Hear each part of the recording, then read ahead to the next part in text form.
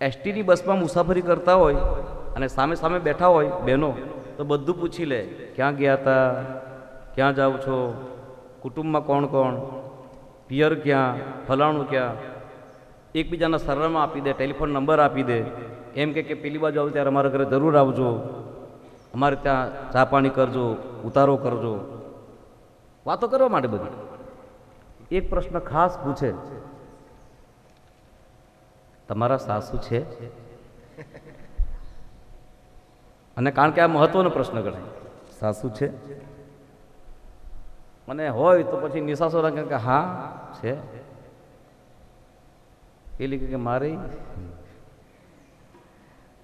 બસમાં સામસામે બેઠા હોય તો આવી માહિતી બહેનો મેળવી લે. પણ પુરુષો જો બસમાં સામસામે બેઠા હોય તો એ કોઈ દિવસ માહિતી નહીં પૂછે, એકબીજાના સામે આંખ જ કાઢતા હોય.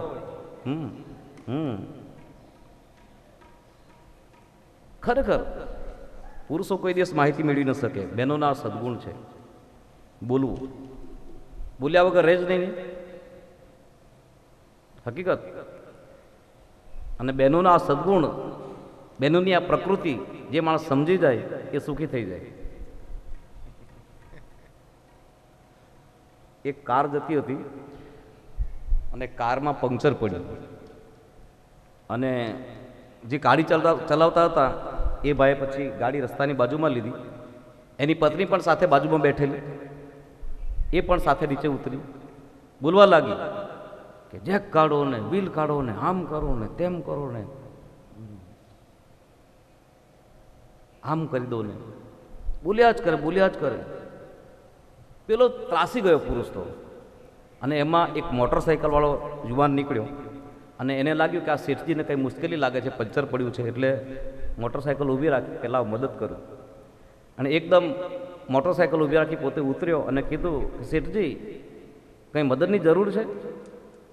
શેઠજીએ જોયું કે તું મદદ કરીશ? તો કે હા. શું કરું? તો કે આની સાથે વાત કર, આની સાથે તું વાત કર, એટલી વારમાં હું ગાડીનું હા વ્હીલ, સ્પેર વ્હીલ બદલી નાખું, તું આટલું કામ કર, આટલી મદદ મને કરે. આ બહેનોનો સ્વભાવ છે. તો કહેવાનો મતલબ સ્વાભાવિક છે, બહેનોનો આ સ્વભાવ છે, સદગુણ છે. અને ખરેખર કોઈ પણ રીતથી પણ બહેનો પરિચય મેળવી લે. તો આ રીતે જનકપુરમાં ભગવાનનો પરિચય મહિલાઓએ, બહેનોએ પહેલો મેળવો છે. પુરુષોને પહેલો પરિચય મળ્યો નથી. અને સ્વાભાવિક વસ્તુ છે, બહેનો એ ભક્તિની ભક્તિ સ્વરૂપ પણ ગણાય છે, માતૃ સ્વરૂપ પણ ગણાય. ભક્તિનું સ્વરૂપ ગણાય એટલે સ્વાભાવિક ભક્તિ પરિચય પહેલો મેળવી લે છે, બ્રહ્મનો પરિચય. તો આ રીતે બહેનોએ પરિચય મેળવ્યો છે. બીજું, મહિલાઓ બધી ઝરૂખામાં છે, અટારીમાં છે, પુરુષો બધા નીચે છે. અટારીમાં છે એટલે કે ઊંચાઈ પર છે. તો જેની સાધનામાં ઊંચાઈ જેટલી વધારે હોય એ પહેલો પરિચય મેળવે, સીધી વસ્તુ છે ને. અને એટલે બહેનોએ પહેલો પરિચય મેળવ્યો છે. તો આ રીતે બહેનોને પરિચય મળ્યો છે. ત્રીજા જે બાળકો છે, એ બાળકો બિલકુલ સરળ છે બાળકો, અને ભગવાનને એ પોતાની રુચિ પ્રમાણે વાળે છે. એનો અર્થ શું થાય કે આપણે બાળક જેવા જો નિખાલસ બનીએ, સરળ બનીએ, તો પ્રભુને આપણી ઈચ્છા પ્રમાણે આપણે ચલાવી શકીએ, આપણી ઈચ્છા પ્રમાણે એને મોડ આપી શકીએ.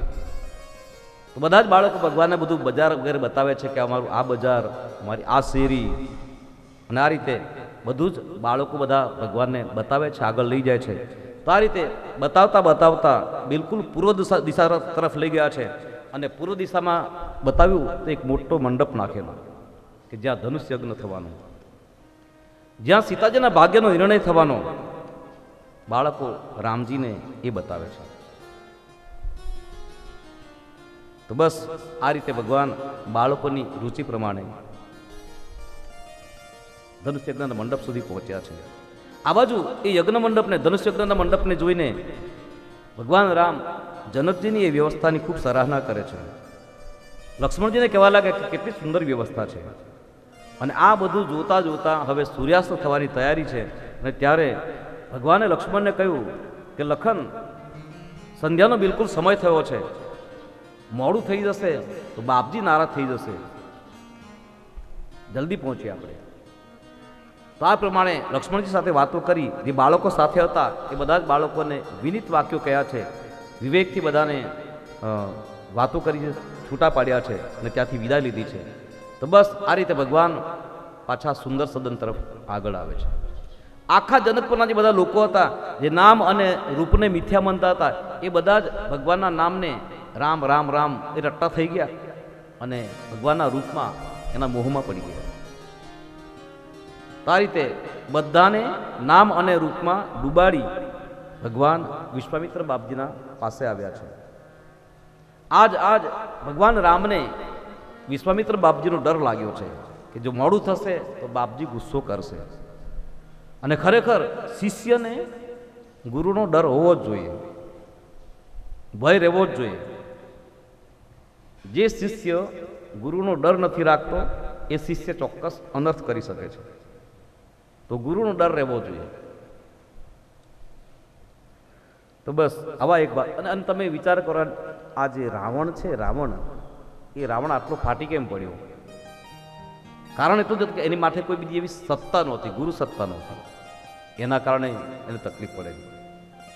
નહીતર બ્રહ્મા વેદ ભણવા આવે, શંકર ભગવાન એની પાસે પૂજા કરાવવા માટે સામેથી આવતો હોય, પણ ગુરુ સત્તા એને આધીન નહોતો. તકલીફ ત્યાં હતી. તો બસ આ રીતે બંને ભાઈઓ વિશ્વામિત્ર બાપજી પાસે આવ્યા છે. વિશ્વામિત્ર બાપજીને આવીને વંદન કર્યા છે. બસ સંધ્યાની સૂચના થઈ છે, નદીને કિનારે ગયા છે, સંધ્યા થઈ છે. આ બાજુ રાત્રિએ પાછા ફલહાર થયો છે, વાર્તાલાપ થયો છે. અને પછી વિશ્વામિત્ર બાપજી શયન કરે ત્યારે રામ અને લક્ષ્મણ વિશ્વામિત્ર બાપજીના ચરણની સેવા કરે છે. જેના ચરણની ધૂળ મેળવવા માટે યોગીઓને સાધના કરવી પડે, એ ભગવાન સ્વયં ગુરુના ચરણની સેવા કરે છે. દુનિયાને બતાવ્યું કે ગુરુ ભક્તિ શું કહેવાય, ગુરુની મર્યાદા શું કહેવાય. તો બસ આ રીતે રાત્રિ આગળ વધે છે, ભગવાન ચરણ સેવા કરે. અને ત્યારે વિશ્વામિત્ર બાપજીએ કહ્યું રામજીને કે રાઘવ અબ સો જાઓ. અને પછી રાઘવ શયન કરવા માટે પોતાના કક્ષમાં જાય છે. આ બાજુ રામજી જ્યારે શયન કરે ત્યારે લક્ષ્મણજી રામજીના ચરણની સેવા કરે છે. અને ભગવાને વારંવાર પછી લક્ષ્મણજીને કહ્યું કે બસ અબ તુમ ભી સો જાઓ, તુમ ભી સો જાઓ. અને ત્યારે લક્ષ્મણજી ભગવાનના એ રૂપને પોતાના હૃદયમાં રાખી અને પોતાના શયન કક્ષમાં સુવા માટે ગયા છે. તો બસ આ રીતે જનકપુરમાં ભગવાનનો પ્રથમ રાત્રિ મુકામ થયો છે. તો આઈએ જનકપુર કો યાદ કરકે જहाँ ભગવાન સો રહે. અને એમ કહેવાય છે કે ભગવાન જ્યારે સૂતા હોય, અહીંયા રોજ રાજોપચાર પૂજા ચાલે ત્યારે હું કહું છું કે માતાજીને રોજ શયન કરાવવાનું છે. અને શયન કરવાનું તો બપોરે રાજોપચાર પૂજા પૂરી થાય તો અત્યારે રોજ પ્રાર્થના કરે કે તમે વામકુક્ષથી શયન કરજો, થોડીક વાર આરામ કરજો, પછી પાછી કથામાં આવજો પાછા. તો આ રીતે શયન કરાવવાનું હોય. અને શયન કરે પછી એનું જે કોઈ મંત્ર હોય, એનું જે કોઈ નામ હોય, જે દેવને આપણે શયન કરાવ્યું હોય અને શયન કરે છે એવા ભાવથી પછી એના મંત્રનો જાપ આપણે એ સમયમાં કરીએ તો એ ખૂબ જ ફળદાયી હોય છે, એમ કહેવાય છે. તો આइए हम भी जब भगवान राघव सो रहे हैं, हमारे सरकार अब सो रहे हैं, तब उनके नाम का सुमिरन करें. અને જનકપુરમાં ભગવાન આરામ ફરમાવે છે. તો જનકપુરની પદ્ધતિથી, મિથિલાની પદ્ધતિ ભગવાનને યાદ કરીએ આપણે. મિથિલામાં ભગવાનને લોકો આ રીતે યાદ કરે, એને આ રીતે પોકારે, સિય રામ કહિયો, સિય રામ કહિયો, સિય રામ કહિયો, સિય રામ કહિયો, સિય રામ કહિયો, સિય રામ કહિયો, સિય રામ કહિયો, સિય રામ કહિયો, સિય રામ કહિયો,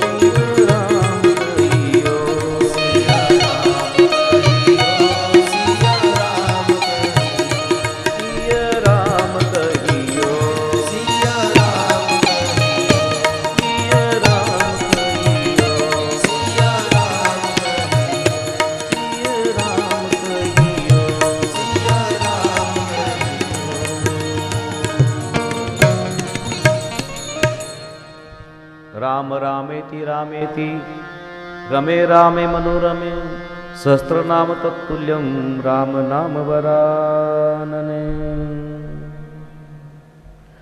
ભગવાન શિવજી આ કથા શિવાને એટલે કે પાર્વતીને સંભળાવે છે. આ બાજુ જનકપુરમાં ભગવાનનો પ્રથમ રાત્રિ મુકામ અને પછી સવાર પડી છે. સવારના સમય પોતાનું નિત્ય કર્મ સંપન્ન કર્યું છે અને પછી જ્યારે વિશ્વામિત્ર બાપજી પૂજા કરવા માટે બેઠા અને ત્યારે ભગવાન રામજીએ વિશ્વામિત્ર બાપજીને કીધું કે બાપજી, ગુરુદેવ, જો તમે કહેતા હો તો બગીચામાંથી પૂજાના પુષ્પો લઈ આવીએ, જનકની પુષ્પ વાટિકામાંથી પુષ્પો લઈને આવીએ. મંજૂરી માગી છે. તો જનકપુરમાં આ પુષ્પ વાટિકાનો પ્રસંગ ખૂબ જ મહત્વનો પ્રસંગ. રામાયણમાં બે વાટિકાઓની ચર્ચા આવે. એક તો આ જનકની પુષ્પ વાટિકા અને બીજી રાવણની અશોક વાટિકા. અને એ બંને વાટિકાઓના કેન્દ્રમાં પાછા સીતાજી. અશોક વાટિકાનું કેન્દ્ર એ પણ સીતાજી અને આ પુષ્પ વાટિકા એનું કેન્દ્ર એ પણ સીતાજી. ફરક એટલો જ કે જનકની પુષ્પ વાટિકા એક યોગીની પુષ્પ વાટિકા અને રાવણની અશોક વાટિકા એક ભોગીની અશોક વાટિકા. રાવણની અશોક વાટિકા એક દેહનગરની વાટિકા ગણાય અને જનકની પુષ્પ વાટિકા વિદેહનગરની પુષ્પ વાટિકા ગણાય. રાવણની અશોક વાટિકા ભોગીની વાટિકા હતી અને એટલે હનુમાનજી એને ઉજાડી નાખી, તોડી નાખી. જ્યારે જનકની પુષ્પ વાટિકા યોગીની પુષ્પ વાટિકા હતી એટલે સલામત રહી. બીજું, જનકની પુષ્પ વાટિકામાં સંયોગ થયો, મુલાકાત થઈ, જ્યારે રાવણની પુષ્પ વાટિકામાં સીતા અને રામજીનો વિયોગ થયો. સુંદર બાગ છે પુષ્પ વાટિકા અને ભગવાન રામ અને લક્ષ્મણ વિશ્વામિત્ર બાપજીની સૂચનાથી એમની આજ્ઞા લઈ અને એ પુષ્પ વાટિકામાં ફૂલ પૂજાના લેવા માટે આવે છે. એમ કહેવાય છે કે એ પુષ્પ વાટિકામાં એક સુંદર સરોવર હતું અને એના કિનારે પાછું એક સુંદર ભવાની માનું મંદિર હતું, જ્યાં જનકપુરના રાજકુટુંબના બધા સભ્યો પૂજા કરવા માટે આવતા. અનેક પક્ષીઓ કલરવ કરી રહ્યા છે. બડા પ્યારા બાગ હે. સવારનો સમય છે અને એ સમયે રામ અને લક્ષ્મણ એ પુષ્પ વાટિકાના દરવાજા આવીને ઊભા છે. અને જ્યાં એ દરવાજા આવીને પછી લક્ષ્મણજીએ અંદર પ્રવેશવા માટે થોડીક ઉતાવળ કરી જલ્દીથી પ્રવેશ કરવા ગયા અને ત્યારે ભગવાન રામે અટકાવ્યા કે લખન, ખૂબ કેમ? બસ આમ માળીને પૂછી લઈએ, ચોકીદારને પૂછી લઈએ. કારણ માળીને પૂછ્યા વગર બગીચામાં જવાય નહીં. લક્ષ્મણજીએ કીધું કે પ્રભુ, આપણે તો આ રાજ્યના મહેમાન છે અને રાજ્યના મહેમાન માટે તો કોઈ પણ જગ્યાએ પરમિશન લેવાની જરૂર હોય નહીં, બધે છૂટ હોય ફરવાની. આપણે તો કોઈ પણ જગ્યાએ જઈ શકીએ. ભગવાને કીધું એ તો સબ ઠીક હે, પણ છતાં બાગના સાચા માલિક તો માળી ગણાય અને એટલે આપણે એમને પૂછવું જોઈએ. તો એક એક મર્યાદાઓનું જતન ભગવાને બતાવ્યું છે. અને અહીંયા કૃષ્ણ હોય તો એ પૂછે નહીં, ક્યાંનો તોડી લાવીને બહાર નીકળી ગયો હોય. મતલબ ભગવાને બધી જ મર્યાદાનું જતન કર્યું છે.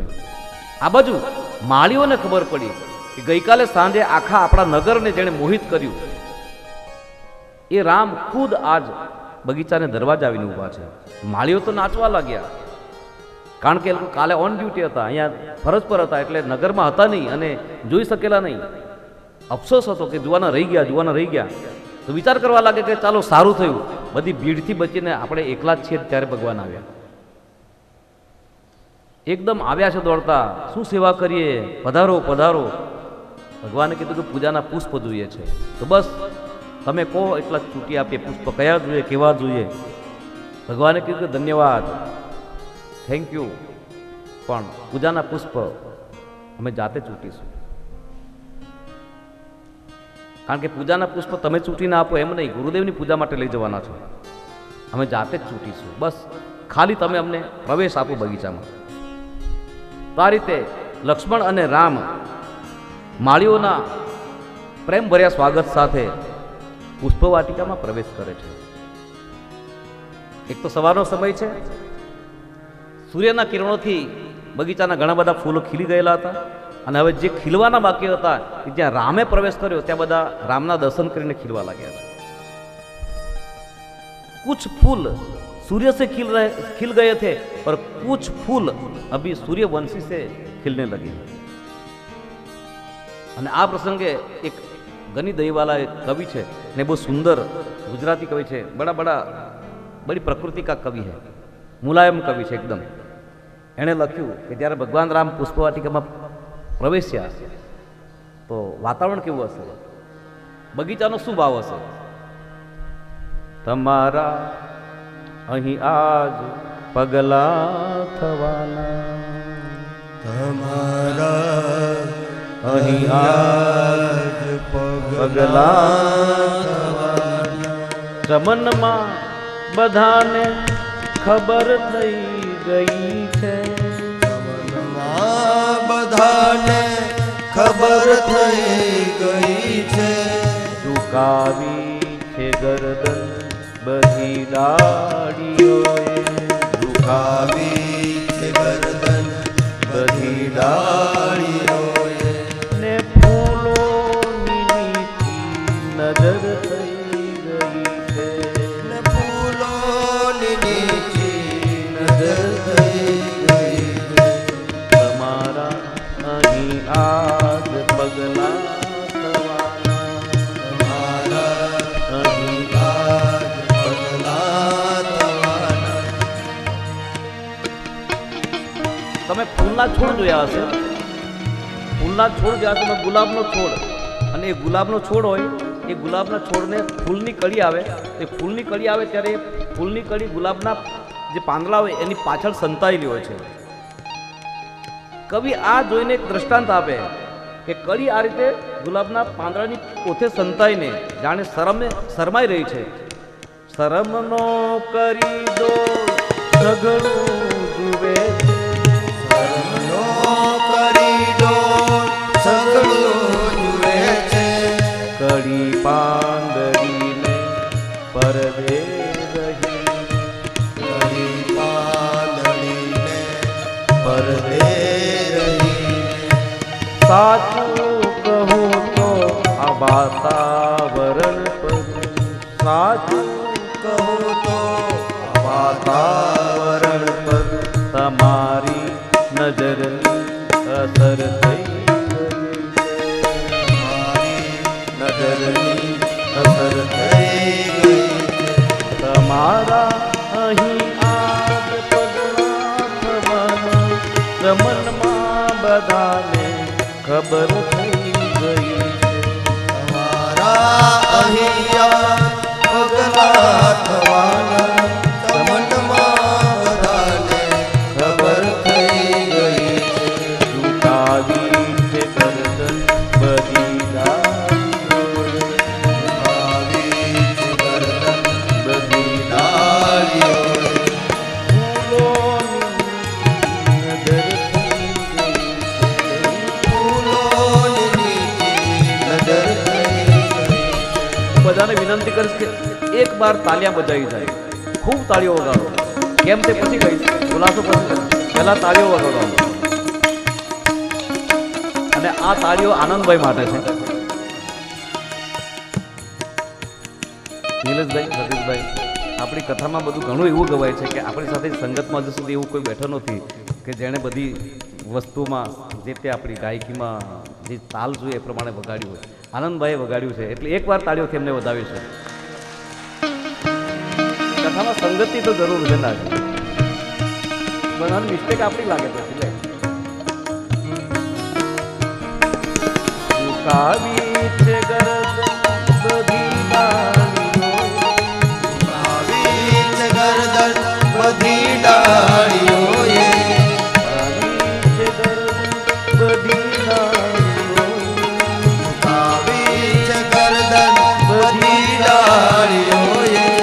ફૂલોની નજર થઈ ગઈ છે. ફૂલોની નીચે નજર થઈ ગઈ છે. તમારા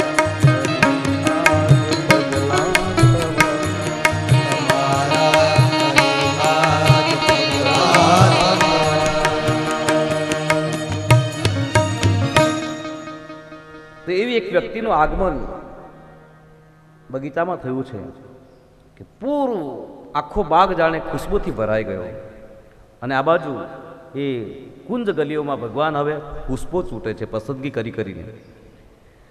આ બાજુ એ જ સમયે સુનૈનામાં જનકના પત્ની માં જાનકીના માતા એણે પોતાની દીકરી સીતાને કહ્યું કે બેટી જાનકી, હા જાઈએ ગૌરી પૂજા કરકે આવીએ. આ તમે જો એનું સેટિંગ કેવું હોય છે. આ બાજુ રામજી બગીચામાં આવ્યા અને ત્યાં સુનૈને માને પ્રેરણા થઈ અને કીધું જા. આ બાજુ માની સૂચના થતાં 8 સખીઓની સાથે 8 બહેનપણીઓની સાથે જગતજનની શ્રી સીતાજી કિશોરીજી ગૌરી પૂજા માટે પુષ્પ વાટિકામાં આવે છે. અને અહીંયાથી રામાયણમાં આપણી કથામાં સીતાજીના ચરિત્રનો આરંભ થાય છે. અત્યાર સુધી આપણી કથામાં સીતાજીનું ચરિત્ર નહોતું, બસ અહીંયાથી કિશોરીજીનો પ્રવેશ થાય છે. અને આમેય આપણે થોડુંક ગંભીરતાથી વિચારીએ તો રામાયણની આ કથામાં સીતાજી નહીં હોય તો આ સીતાનું પાત્ર એને જો રામકથામાંથી કાઢી લેવામાં આવે તો રામકથા ક્યારની બંધ થઈ ગયું. રામકથા જો ચાલે છે, એ ટકી છે, તેનો આધાર છે માં જાનકી, સીતાજી. અદ્ભુત વ્યક્તિત્વ છે કિશોરીજી. ટૂંકમાં કહેવું હોય તો એટલું કહી શકાય, ભગવાન છે રામ. રામ સાક્ષાત ભગવાન છે, પણ એ ભગવાનને જન્મ આપનારી એક માં આપણા ભારત દેશમાં નીકળી, કૌશલ્ય.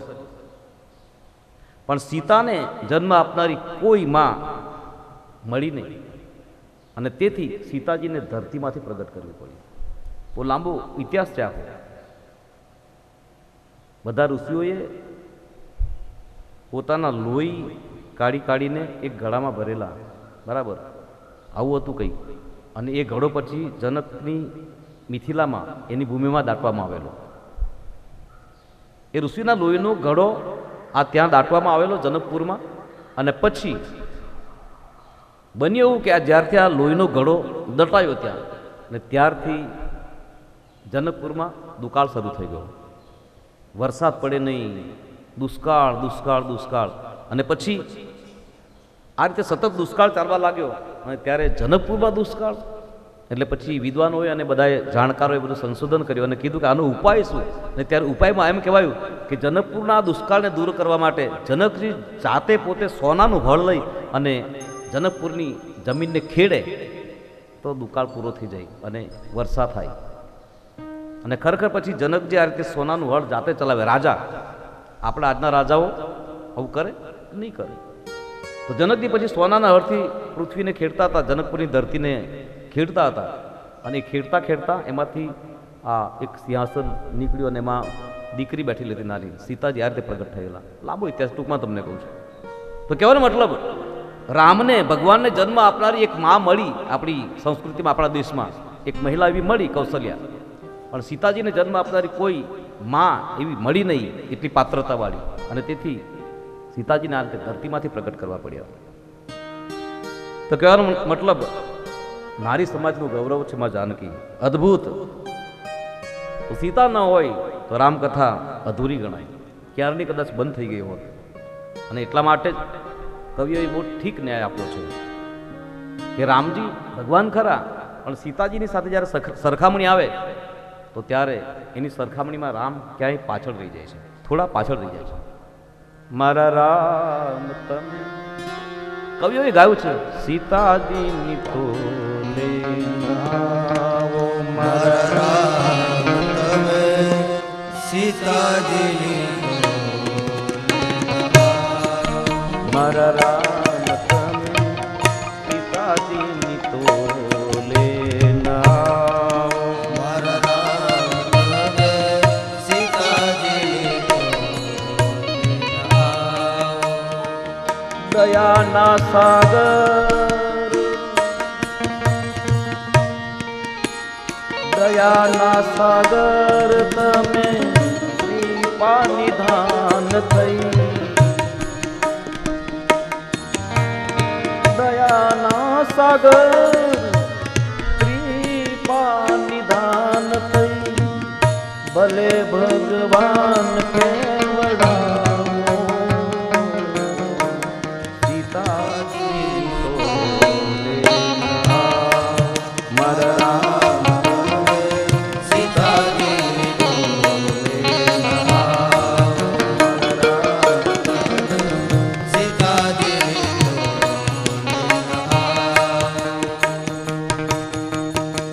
સીતાજી કરતા રામ થોડા પાછળ લાગે. ગીરા અરથ જલ બીચ સમ કહિયત ભીન નગુ जिनहि परम प्रिय बंदौ सीताराम तब जिनहि परम प्रिय सीताजी तो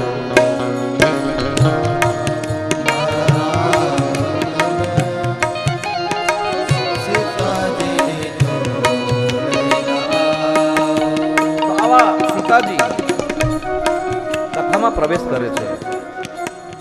एक बार भाव और श्रद्धा के साथ नारी समाज का गौरव करते हुए श्री किशोरी जी का जानकी जी का जय जयकार करें. बोलिए मिथिलेश किशोरी की मिथिलेश किशोरी की मिथिलेश किशोरी. जाने एक भगवान होय एक भगवानना બે ટુકડા થયા હોય અને એમાંનો એક ટુકડો કૌશલ્યને ત્યાં આ રીતે રામ રૂપે અને બીજો ટુકડો જાણે જનકપુરમાં સીતાજી રૂપે. ગીરા અર્થ જલ બીચ સમ કહિયત ભિન્ન ભિન્ન બંધવ સીતા રામ પદ જે નહીં પરમ પ્રિય કીધું. તો આવા સીતાજીનું ચરિત્ર એ શરૂ થઈ રહ્યું છે. તો સુનયના માની સૂચના થતાં 8 સખીઓની સાથે સીતાજી પુષ્પવાટિકામાં આવે છે અને સીતાજીનો ક્રમ છે જ્યાં બહાર નીકળે તો 8 સખીઓ સાથે હોય અને રાજકુમારી છે. એક સ્ટેટસ છે એનું, એક મોભો છે એનો, એક રૂઆબ છે એનો એક વટ છે આખો. તો બહાર નીકળે એટલે 8 સખીઓ સાથે હોય, બીજું બધું અલગ હોય. 8 સખીઓ આગળ, એમાં 8 સખીઓ કેવી રીતે 2 આગળ ચાલતી હોય, 2 પાછળ ચાલતી હોય, 2 આ બાજુ ચાલતી હોય, 2 આ બાજુ ચાલતી હોય, 4 દુ 8 આ રીતે એનો ચાલવાનો ક્રમ હોય. તો આ રીતે 8 સખીઓને સાથે રાખી અને સીતાજી પુષ્પવાટિકામાં પ્રવેશ કરે છે. એક તો ભગવાન રામ પહેલેથી ત્યાં આવી ચૂક્યા છે અને ભગવાનના આવવાથી બગીચો આખો આમ પૂરો એમાં જાણે બહાર લાગી ગઈ હતી અને હવે સીતાજીએ પણ પ્રવેશ કર્યો. તો સીતાજીના પ્રવેશથી માનો વસંત આ ગઈ પૂરે બગીચામાં. અને બાબાજી લખે તે અવસર સીતા तेहि अवसर सीता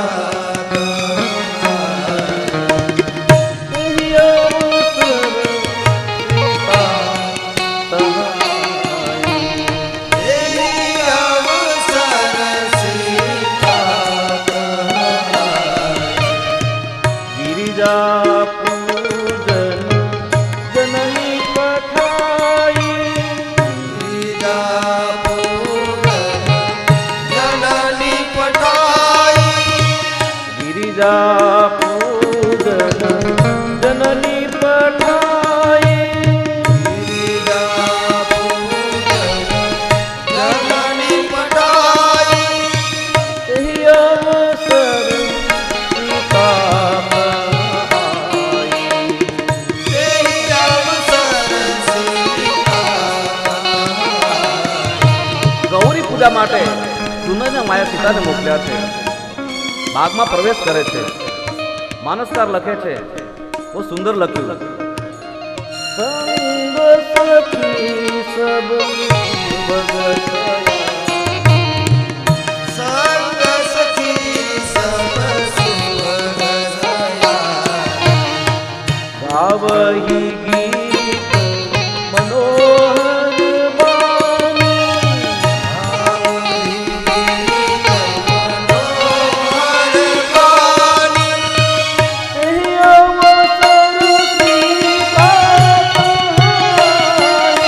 तेहि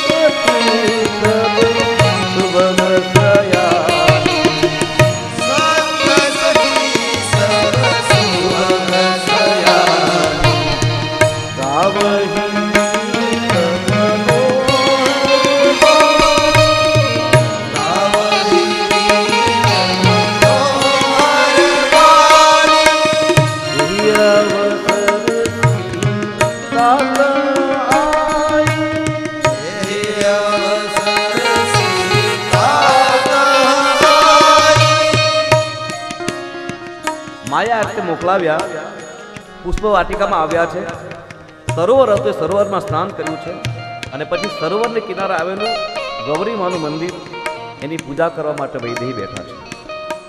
માનસકાર લખે કે આ રીતે જ્યારે સીતાજી માં ભવાનીની ગૌરી માની પૂજા કરતા હતા અને એ જ વખતે એમની સાથે આવેલી સખીઓમાંથી એક સખી બગીચો જોવા માટે છૂટી પડી અને એ બગીચામાં ફરતી હતી અને બગીચામાં ફરતા ફરતા રામ અને લક્ષ્મણને જોઈ ગઈ અને એ રામના અલૌકિક રૂપને જોતા ખૂબ ભાવસભર બની ગઈ છે ને એકદમ દોડતી આવી સીતાજીની પાસે મંદિરમાં આવીને સીતાને કહેવા લાગી કે સીતે, ગૌરી પૂજા તો પછી પણ થશે, ઊભી થા. શું છે?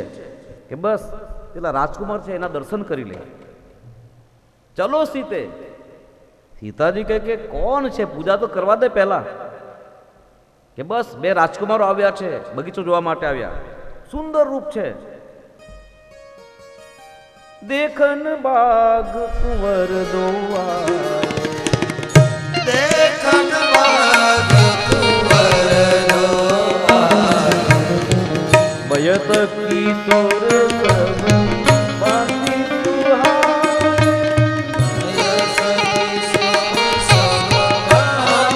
સુહાય. સખી વર્ણન કરે. સીતાજી પૂછે કોણ છે? સુંદર છે તો કેવા સુંદર છે? કેવા લાગે સખી? બંનેની કિશોર અવસ્થા છે, દરેક રીતે સુંદર છે. સીતા, આવા સુંદર રાજકુમારો મેં આજ સુધી ક્યાંય જોયા નહીં. અને આ બધી વાતો કહેતા કહેતા સખીની આંખમાંથી આંસુ વહેવા લાગ્યા છે, ભાવના.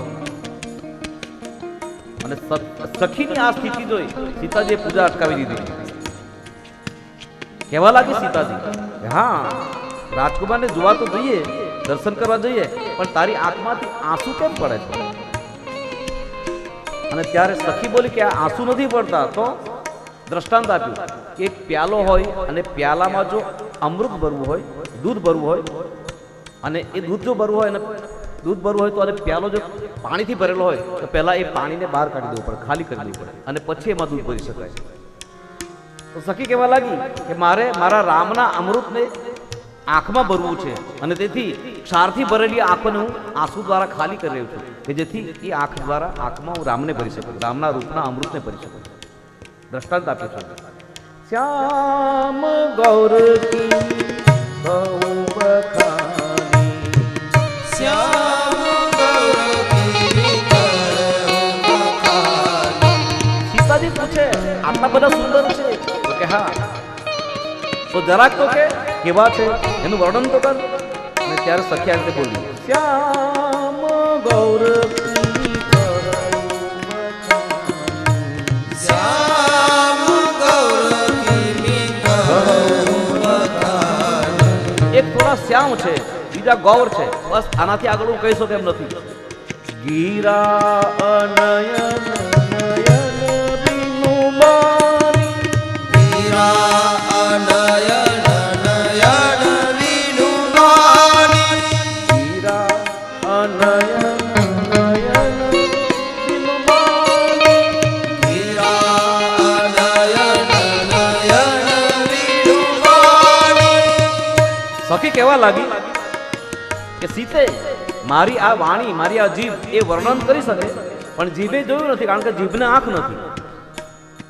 અને આંખે જોયું છે પણ આંખને જીભ નથી, એ બોલી શકે એમ નથી. ગીરા નયન નયન બિનુબાની, ગીરા અનયન નયન વિનુબાની. ઉર્દુમાં એક કહેવત છે, નજર બે જુબા હે. આ નજર એ બે જુબા છે, એને વાણી નથી. और जुबा बे नजीर है. आ जुबा ए वाणी એને નજર નથી. હીરા અનયન નયન વિનુબાની, ગીરા અનયન નયન વિનુબાની. સખીની આ વાત સાંભળી સીતાજી કહેવા લાગી કે ઓ, આટલું અદ્ભુત છે એનું રૂપ. અને ત્યારે સખી બોલી, સીતે, હું વર્ણન કરી શકું એમ નથી, તુમ ખુદ આકે દેખ લો. અને આ રીતે સખીના આગ્રહથી સીતાજી રામના દર્શન કરવા માટે ત્યાંથી મંદિરમાંથી ઊભા થઈને નીકળ્યા છે. આગળ પેલી સખી જે જોઈને આવી છે એ ચાલે છે અને સીતાજી મંદિરમાંથી બહાર નીકળી સખીની પાછળ પાછળ રામ દર્શન કરવા માટે નીકળ્યા છે. અને સીધી સાદી વાત છે, જે સખી આગળ ચાલે છે એ ગુરુની ભૂમિકા છે. સીતાજી બિલકુલ એની પાછળ પાછળ ચાલે. મતલબ જીવનમાં ગુરુ હંમેશા આગળ હોવો જોઈએ ને શિષ્ય એની પાછળ પાછળ ચાલે. તો બસ આ રીતે સીતાજી ચાલે છે, પૂછે ક્યાં છે, કહા હે, ક્યાં છે રામ? અને ત્યારે સીતાજી આ રીતે ચારે બાજુ જોવા લાગ્યા છે. અને અહીંયાથી તુલસીદાસજીએ થોડા શ્રૃંગારનું વર્ણન કર્યું છે. પણ તુલસીદાસનો શ્રૃંગાર બહુ જ મર્યાદાથી આ લખાયેલો છે. અને જ્યારે કોઈ સંતના હાથમાં આ રીતે શ્રૃંગાર આવે તો એ શ્રૃંગાર પણ ધન્ય બની જાય. દરેક પ્રકારના રસનું વર્ણન રામચરિત માનસમાં છે. તો તુલસીદાસજીનો આ શ્રૃંગાર જ્યારે સીતાજી જઈ રહ્યા છે અને ત્યારે સીતાજીના પગના નુપુરનો અવાજ, હાથના કંકણનો અવાજ અને કેળના કંદોરાનો અવાજ, આ ત્રણેયનો અવાજ થાય છે. અને બાબાજી આ બધું સાંભળીને જોઈને લખે, કંકન કિંકિની નુપુર ધુની સુની, કંકન કિંકિની નુપુર ધુની સુની, કંકન કિંકિની નુપુર ધુની સુની, કંકન કિંકિની નુપુર ધુની સુની, કહત લખન તન રામ હૃદય ધુની, કહત લખન સન રામ હૃદય માનવ મદન દુંદુભિની, માનવ મદન દુર્ગવિધિની, મનસા વિશ્વ વિજય કહની, મનસા વિશ્વવિજય કહી, કંકન કિંકિની નુપુર ધુની સુની, કંકન કિંકિની નુપુર ધુની સુની. ક્યાં છે, ક્યાં છે? સીતાજી આમ આમ શોધતા જાય અને પૂછતા જાય. અને જે આમ બધી વેલીઓ હતી બગીચામાં, એ વેલીઓને આમ પોતાના હાથથી એમ હટાવે તો ત્યારે હાથમાં જે કંકણ હતા એ કંકણનો અવાજ થાય. આમ બગીચામાં આગળ ચાલે અને ત્યાં આમ કોઈક જગ્યાએ કંઈક કૂદકો મારવો પડે, વિશેષ ઉછાળ લેવો પડે ચાલવા માટે. અને ત્યારે પગમાં જે નુપુર હતા એ નુપુરનો અવાજ થવા લાગે. કોઈ જગ્યાએ કુંજ ગલીમાં જરા નીચા નમે તો કેળમાં જે કંદોરો બાંધ્યો હતો, પહેર્યો હતો, એ કંદોરો વાગવા લાગે. અને આ ત્રણેયનો અવાજ સાંભળી, પગના નુપુર, હાથના કંકણ અને કેળનો કંદોરો, એ ત્રણેયનો અવાજ સાંભળી જે ફૂલ છૂટતા હતા એ રામજી બગીચામાં, એ આમ ચારે બાજુ જોવા લાગ્યા. और सोचिए જે રામને પણ અસ્થિર કરે એ નુપુરનો અવાજ કેટલો અદ્ભુત હશે. ભગવાન કઈ આમને આમ કઈ જોવા થોડા માંડે, કઈ विशेषता હશે तो જોઈ ને. ये नुपुर की आवाज कितनी अद्भुत होगी, कल्पना करो. जो ब्रह्म को भी हिला दे, भगवान ने जो अस्थिर करी मुके, ये भक्ति नहीं, ये सीता मानी पायल वो कैसी खनकी होगी. ये राम ने पण अस्थिर बनावे. जाने कामदेव कटक लईने आव्यो होय, लीला करी रह्यो होय, विश्व विजय करवा माटे નીકળ્યો હોય, जाने कामदेवनी सवारी આવી હોય, भगवान राम विचलित થયા છે. અને તુલસીદાસજીને આ કમાલ છે. રામ અને કામનું વર્ણન ભેગું સાથે કર્યું. પણ આજ કામદેવ જ્યારે ભગવાનની પાસે ગયેલા ત્યારે એમને એમ ગયેલો, પણ આજ કામદેવ સીતાજીનો સહારો લઈને આવ્યો છે. એના પગના નુપુરનો અવાજ બનીને આવ્યો છે, કેળના કંદોરાનો અવાજ બનીને આવ્યો છે, હાથના કંકણનો અવાજ બનીને આવ્યો છે, એટલે બચી ગયો. તો ભક્તિની શરણાગતિ જો કામદેવ લે તો એ ત્યાં એ પણ બચી જાય, કૃતાર્થ થઈ જાય. પણ શરણાગતિ ભક્તિની હોય તો સીધે એકલો કામદેવ આવે તો શિવે બાળી નાખેલો, રામ શું કરે એનું? તો આ રીતે ભગવાન અસ્થિર બન્યા છે, જોવા લાગ્યા આજુબાજુ. તો બસ આ રીતે સીતાના પગની નુપુરનો અવાજ સાંભળી ભગવાન ચારે બાજુ જુએ છે. અને પગની નુપુર એનો અવાજ, એ પગની નુપુર એ આચરણનું પ્રતીક છે. કેળનો કંદોરો એનો અવાજ એ સંયમનું પ્રતીક છે, અને હાથના કંકણનો અવાજ એ સમર્પણનું પ્રતીક છે. તો આપણા સમર્પણમાં, આપણા સંયમમાં, આપણા આચરણમાં એટલી તાકાત છે કે ભગવાન ઉતાવળો થાય જોવા માટે કે આ કોણ આવે છે, કોણ આવે છે, किसका ये समर्पण है, कौन आ रहा है, किसका ये संयम है, किसका ये इतना मधुर आचरण है. तो भगवान बोलवा लाग्या. આ બાજુ ભગવાન આ રીતે ચારે બાજુ જુએ છે, શેનો વાત છે, શેનો વાત છે. તો આ રીતે એ આગળ વધી રહ્યા છે, અને એ વખતે ભગવાન રામ અને લક્ષ્મણ ફૂટ તૂટતા તૂટતા પહેલા સીતાજીને જોઈ રહ્યા છે. રામે સીતાજીને પહેલા જોયા છે, સીતાજી રામને પહેલા નથી જોયા. અને સીધી વાત છે, ભગવાન તો બધું જોતો જ હોય, એ પહેલા જ જોઈ લે. અને જ્યાં આ રીતે ભગવાન રામે અને લક્ષ્મણે મા જાનકીને જોયા છે, અને એ જ વખતે ભગવાન આકર્ષિત થયા છે. જ્યાં ભગવાન આકર્ષિત થયા અને લક્ષ્મણજી આ જોયું કે ભગવાન સીતાજી તરફ આકર્ષિત થયા છે, વિચાર કરવા લાગ્યા કે ભગવાન તો સીતાજી તરફ આકર્ષિત થયા, પણ ઘટના ત્યારે બનશે કે સીતાજી પણ ભગવાન તરફ આકર્ષિત થશે. અને આવું વિચારી હજુ સીતાજીએ રામજીને જોયા નથી, અને ત્યારે એકદમ લક્ષ્મણજી ભગવાન રામને ખેંચીને કુંજ ગલીની આળસમાં લઈ ગયા છે.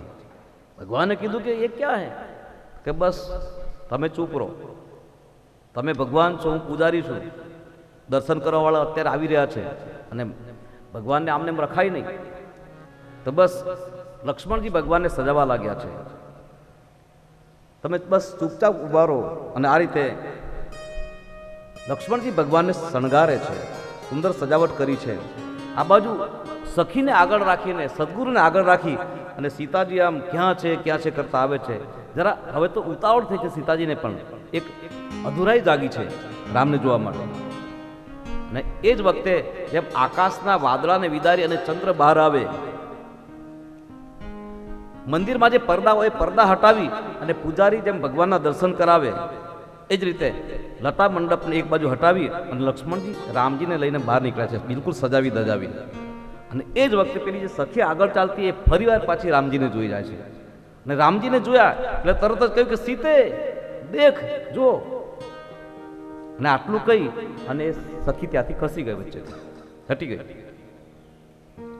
તો ગુરુનું કામ બસ આટલું જ છે, સાધકને શિષ્યને ઈશ્વરના દર્શન કરાવી દેવાનું અને પછી વચ્ચેથી નીકળી જવાનું. ગુરુની આ ભૂમિકા છે. હા, એને શિષ્ય જીવન પર્યંત માનવાનો, અને શિષ્ય પણ ગુરુને જીવન પર્યંત ગુરુ માનવાનો. પણ ગુરુની કામગીરી અહીંયા પૂરી થઈ ગઈ. કબીર સાહેબનો એક બહુ પ્રસિદ્ધ શેર છે, દોહો. लिखा लिखी की बात नहीं, ये देखा देखी की बात. कबीर कहते हैं लिखा लिखी की बात नहीं, ये देखा देखी की बात. दुल्हा दुल्हन मिल गए, अब फीकी पड़ी बारात. अब बारात का कोई मतलब नहीं, बस दुल्हा दुल्हन मिल गए, अनुसंधान हो गया. અને આને હું ઘણીવાર કહું છું, આ પ્રસંગ મને બહુ ગમે છે. આ એકદમ પ્રેક્ટિકલ વસ્તુ છે. આપણે જ્યારે કોઈ પરણતું હોય અને પછી વરરાજો જોજો, વરરાજો એનું કુટુંબ એ બધાને આગ્રહ કરીને બોલાવે કે તમારે આવવાનું જ છે. ઘરે તો આવ્યા પણ ત્યાં લગ્નમાં જાન લઈને જવાનું, ત્યાં સુધી આવવાનું જ છે. આગ્રહ કરીને બધી વ્યવસ્થા પણ ગોઠવે, વાહનો મૂકી દે, બધું આયોજન કરે, ખૂબ કાળજીથી બધાને લઈ જાય, ત્યાં સુધી પહોંચાડે પણ ખરા. પણ એ બધું છે ને, એને વરરાજાને તમે ત્યાં સુધી પહોંચાડો, સાથે જાઓ, અને પછી નાચી કૂદીને બરાબર આજ મેરે યાર કી શાદી હે અને પહોંચાડો. પછી લગ્ન મંડપમાં પહોંચે, માયરામાં બેસી જાય, અને પછી તમે જોજો એ માયરામાં બેઠો અને પછી કન્યાનો હાથ એના હાથમાં આવે. પછી કોઈ વરરાજાએ પૂછ્યું કે પેલા આવેલા તેનું શું થયું? પૂછ્યું તો મને કેવું? કોઈએ કોઈ પણ વરરાજાએ કે એના કુટુંબે કીધું પેલા આવેલા તેનું શું થયું, વ્યવસ્થા કરી છે કોઈ?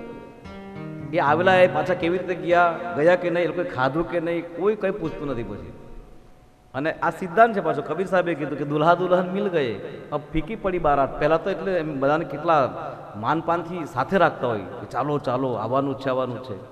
દુલ્હા દુલ્હન મિલ ગયે અબ ફીકી પડી બારાત. જ્યાં ભેગા થઈ ગયા પછી કઈ નહીં, પછી ધાનૈયાઓ ક્યાં ને વાત ક્યાં. ઘણા તો શું તમે વ્યવસ્થા તમારે દયા આવે એવી પરિસ્થિતિ થાય કે માનબાન ઘરે પહોંચે બરાબર, એને ખાધું નહીં હોય. અત્યારે તો ઉનાળામાં લગ્ન થતા હોય પાછા ગરમી બરાબર હોય, શું દશા હોય. તો કહેવાનો મતલબ દુલ્હા દુલ્હન મિલ ગઈ તો ફીકી પડી બારાત. તો ગુરુની ભૂમિકા ત્યાં પૂરી થઈ જાય છે. બસ સંધાન હો ગયા, वो काम पूरा हो गया, फीकी पड़ी बारात. તો આ બાજુ સખી હટી ગઈ અને સીતાજીને સીધો અનુસંધાન થયું રામના રૂપની સાથે. રામના રૂપને જોઈને તુલસીદાસજી એમ કહે, બહુ જ મર્યાદાથી વર્ણન કર્યું છે તુલસીદાસજીએ. લોચન મગ આંખના રસ્તેથી રામહી ઉરાની, રામને હૃદયમાં લાવ્યા છે. અને નેત્રના દરવાજેથી આ રીતે રામના રૂપને સીતાએ પોતાના હૃદયના ઓરડામાં પ્રવેશ કરાવ્યું અને પછી આંખના કમાળ બંધ કરી દીધા, જોઈ લીધા અને આંખો બંધ કરી દીધી. તુલસીદાસે આવું લખ્યું છે. જ્યાં સીતાજીની આંખમાંથી રામનું રૂપ સીતાજીના હૃદયમાં આવ્યું છે, આંખો બંધ કરી દીધી. અને સીતાજીને આંખો બંધ કરેલા જોઈ અને સખીએ કીધું પણ ખરું કે એ ક્યાં કર રહી હો, જોવા આવ્યા છો કે આંખો બંધ કરવા માટે આવ્યા છો? જોઈ લે બરાબર, સખી કે સીતાજીને. પણ સીતાજી ના પાડે. કારણ રામને જોયા પછી હવે બીજું જગતમાં બીજું જોવાનું શું હોય? जो चाहिए वो मिल गया तो बाद में और किस चीज की दरकार होती है? જગતમાં હવે શું જોવાનું મારે? અને ખરેખર જે મળી જાય માણસ જોઈતું હોય પછી બીજી જરૂર પણ શું હોય? આ જે આંખો જે છે એ આંખો આમ એની પાપણ આમ પટપટ પટપટ થયા કરે, આમ ખોલબંધ થયા કરે, એનું કારણ શું છે? વૈજ્ઞાનિક કારણ જે હોય તે, પણ આધ્યાત્મિક કારણ એ છે કે આપણે આમ જ્યાં સુધી કોઈ જગ્યાએ જવાના હોય અને કોઈ જગ્યાએ જવાના હોય તો ત્યાં પહોંચીએ ત્યાં સુધી આપણા આ બંને પગ ચાલ્યા જ કરે બરાબર. પણ એકવાર ત્યાં પહોંચી ગયા પછી પગ ચાલતા અટકી જાય, બંધ થઈ જાય. આંખોનું પણ આવું જ છે. એ આંખને એક જગ્યાએ જવું છે, એ યાત્રા જો ચાલુ છે, એને કંઈક જોવું છે, ત્યાં સુધી પહોંચવું છે, અને ત્યાં સુધી પહોંચે નહીં ત્યાં સુધી એની આ પાપણો પટપટ્યા જ કરશે. એને જોવું છે તે બતાડીએ આપણે, એ જોઈ જાય પછી આંખો બંધ થઈ જાય, એ આંખો પટપટ્ટી બંધ થઈ જાય. જ્યાં સુધી જે જોઈતું હોય એ ન મળે ત્યાં સુધી બસ એટલા માટે આંખો પટપટ્યા કરે છે કે એને જે જોવું છે, ભગવાનને જોવા છે, સાક્ષાત્કાર કરવો છે, આધ્યાત્મિક આવું એક કારણ છે, ત્યાં સુધી પટપટ્યા કરે છે. તો બસ જગતમાં જે જોઈએ છે તો રામજીને જોયા પછી બીજું જોવાનું છે. અને ખરેખર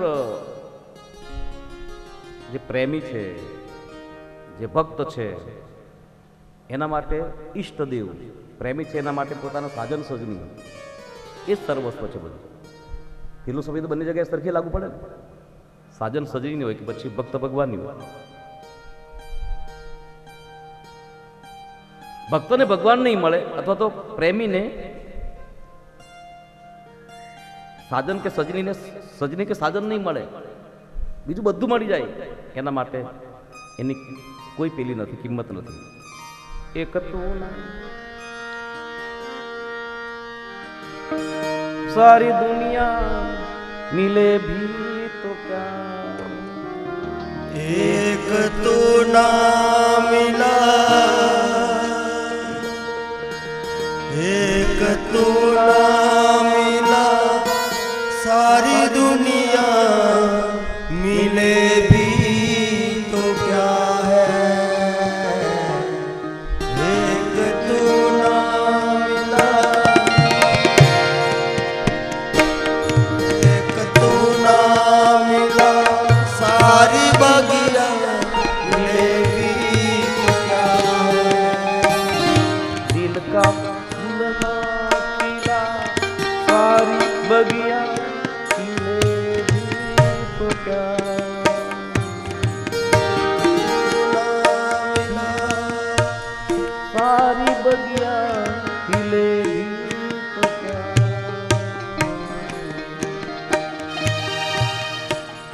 ન મળે, સારી દુનિયા મિલે ભી તો ક્યાં. આ એક ભાવ છે, એક અસ્મિતા છે. એક તું જ નહીં મળે અને આખી દુનિયા મળી જાય, એનો અર્થ શું? દિલ કા ફૂલ ના ખીલા સારી બગિયા ખીલે ભી તો ક્યાં.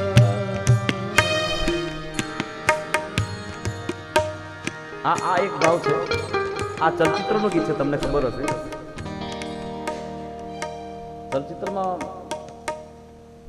ચલચિત્રના ગીતોનો ભાવ બહુ, એની ફિલોસોફી બહુ અદ્ભુત છે, એકદમ આધ્યાત્મિક ફિલોસોફી છે આવા ગીતો હોય તો. બાકી એક બીજું ગીત છે, એક તું ના મિલા સારી દુનિયા મિલે ભી તો ક્યાં હે. અને બીજું એક એવું ગીત છે, આપ જૈસા કોઈ મેરી જિંદગી તો બાત બન જાય. પૂરા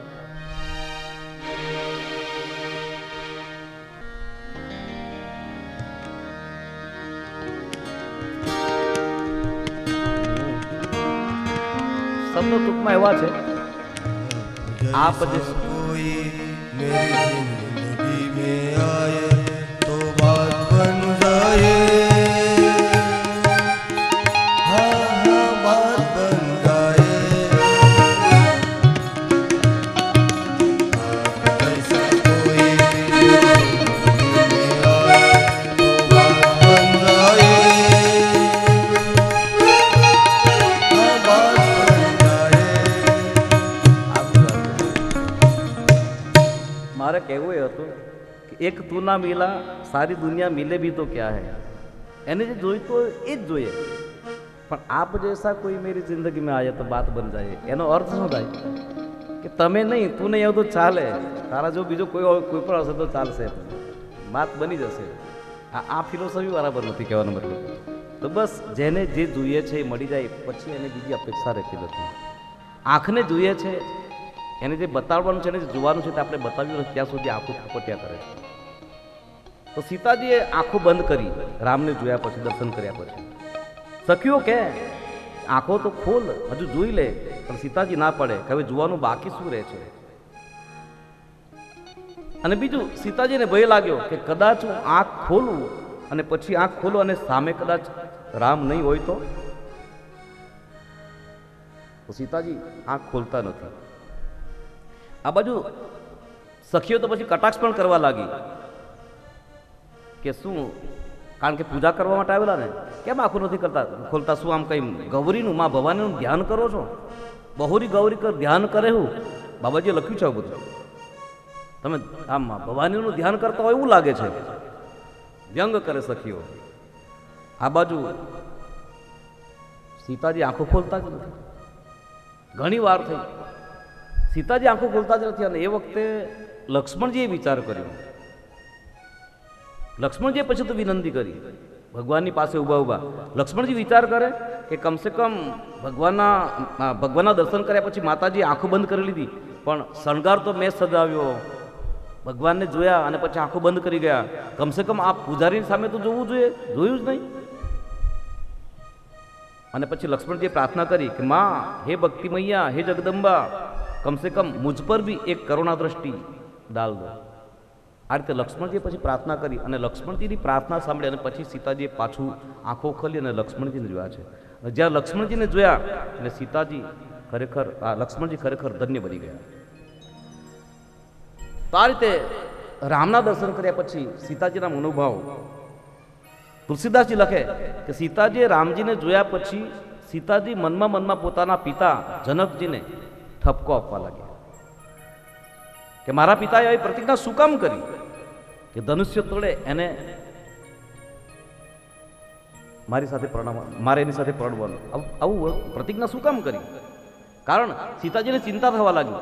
રામજી બહુ કોમળ છે. એ ફૂલ ચૂંટતા હતા, ફૂલ તોડતા હતા, એ વખતે ફૂલ તોડતા તોડતા કપાળમાં પરસેવાના બિંદુ થાય. વિચાર કરવા લાગ્યા કે કમસે કમ આ ફૂલ તોડે એમાં એને પરસેવો છૂટી જાય, ધનુષ્ય કેમ કરીને તોડશે? સીતાજીના મનના ભાવ છે. અને ખરેખર ભગવાન રામ બહુ કોમળ છે. આ રામાયણમાં તો નથી લખ્યું, પણ વર્ણન એવું મળે કે સીતાજી જ્યારે રાજભવનમાંથી પોતાના મહેલમાંથી નીકળે ને ત્યારે એને ચાલવાના રસ્તા ઉપર 5 મણ ફૂલનો પરાગ પાથરવામાં આવે.